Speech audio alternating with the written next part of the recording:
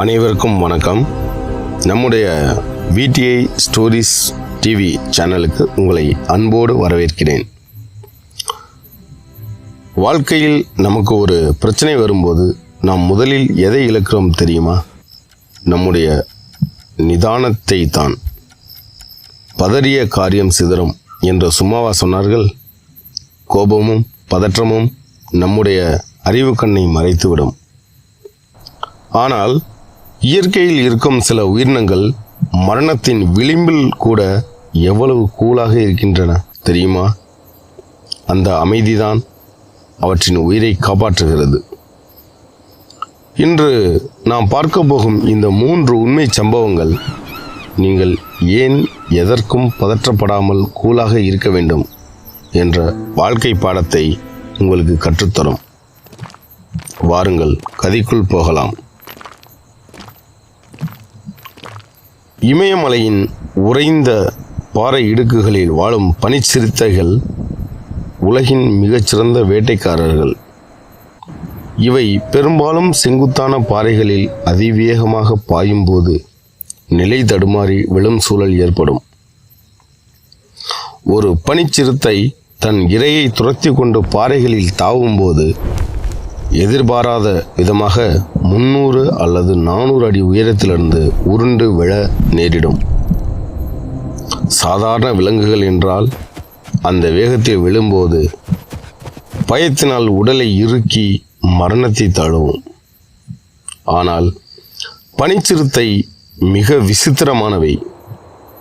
அது கீழே விழும்போது அந்த சில நொடிகளில் நாம் விழுகிறோம் என்ற பயத்தை விடுத்து தன் உடலை ஒரு ரப்பர் பந்து போல முழுமையாக தளர்த்தி கொள்கிறது. பாறைகளில் மோதும்போது அதன் உடல் விரைப்பாக இல்லாமல் மென்மையாக இருப்பதால் பெரிய காயங்கள் ஏற்படாமல் தப்பிக்கிறது. கீழே விழுந்த அந்த 5வது நிமிடம் அது தூசியை தட்டிவிட்டு எழுந்து நடக்கத் தொடங்கும்.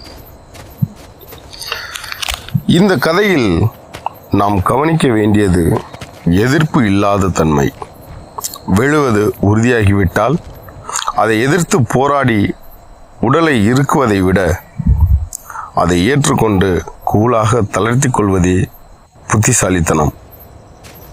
ஒரு சிறுத்தை மலையிலிருந்து விழும்போது காட்டும் அந்த நிதானம் ஒரு பக்கம் இருக்கட்டும், ஆனால் உயிர் வாழ்வதற்கே ஆக்சிஜன் இல்லாத தாங்க முடியாத அழுத்தம் நிறைந்த ஒரு சூழல் வரும்போது என்ன செய்வது? அது இந்த உலகத்தின் மிகப்பெரிய உயிரினத்தின் இருந்து நாம் கற்றுக்கொள்ளலாம். கடலின் பேரரசன் நீலத்திமிங்கிலம் உணவிற்காக கடலில் மிக ஆழமான இருள் சூழ்ந்த பகுதிகளுக்கு செல்ல வேண்டியிருக்கும். அங்கே நிலவும் நீரின் அழுத்தமும் ஆக்சிஜன் தட்டுப்பாடும் எந்த உயிரினத்தையும் நிலைகுலையச் செய்யும். திமிங்கிலம் ஆழத்திற்கு செல்லும் போது அதன் இதயம் மிக வேகமாக துடித்தால் இருக்கும் ஆக்சிஜன் சீக்கிரம் தீர்ந்துவிடும். எனவே அது ஒரு தந்திரத்தை கையாள்கிறது. ஆழம் அதிகரிக்க அதிகரிக்க திமிங்கிலம் தன் இதய துடிப்பை நிமிடத்திற்கு வெறும் 2 முதல் 5 முறை என மிக குறைவாக குறைத்துக் கொள்கிறது.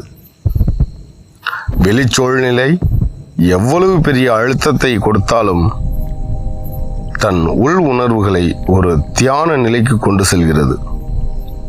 எந்த பதற்றமும் இல்லாமல் மிக மெதுவாக துடிக்கும் இதயத்தோடு அந்த சவாலை சமாளித்து மீண்டும் கரைக்கு திரும்புகிறது. இங்கே நாம் கற்றுக்கொள்ள வேண்டியது ஆற்றல் மேலாண்மை. பிரச்சனை வரும்போது நாம் ஓடி ஓடி வேலை செய்வதால் மன அழுத்தம்தான் கூடும்.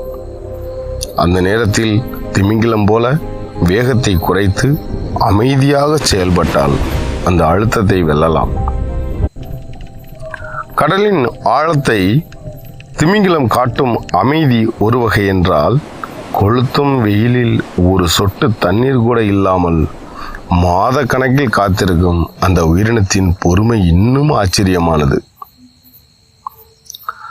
பாலைவனத்தின் கடும் வெப்பம் மற்றும் உணவு கிடைக்காத வறண்ட காலங்களில் சில வகை தேள்கள் ஒரு விசித்திரமான கூலிங் முறையை கையாள்கின்றன. இது அவற்றின் உயிர் வாழும் ரகசியம். பாலைவனத்தின் பல மாதங்கள் உணவு கிடைக்காத சூழல் வரும்போது இந்த தேள்கள் தங்களின் உடலை ஒரு தூக்க நிலைக்கு கொண்டு சென்றுவிடும்.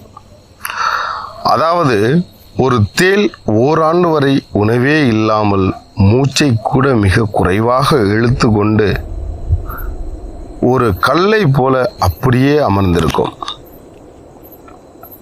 வெளியே இருந்து பார்த்தால் அது செத்துவிட்டது என்று தான் தோன்றும். ஆனால் அந்த நிலையிலும் அது சுற்றி இருக்கும் மிகச் சிறிய அதிர்வை கூட கவனித்து கொண்டே இருக்கும். தனக்கான வாய்ப்பு வரும் வரை அது மாத கணக்கில் வருடக்கணக்கில் கூலாக காத்திருக்கும். வாய்ப்பு வந்த அந்த நொடியில் மின்னல் வேகத்தில் தாக்கும். இந்த கதை சொல்லும் பாடம் பொறுமை. உலகம் எவ்வாறு வேகமாக ஓடினாலும் தனக்கான நேரம் வரும் வரை அமைதியாக இருப்பதே ஒரு வெற்றியாளனின் அடையாளம். நண்பர்களே, இந்த 3 சம்பவங்களும் நமக்கு சொல்லும் உண்மை ஒன்றுதான். நீங்கள் கோபப்படுவதாலோ கத்துவதாலோ இங்கே எதையும் சாதித்துவிட முடியாது.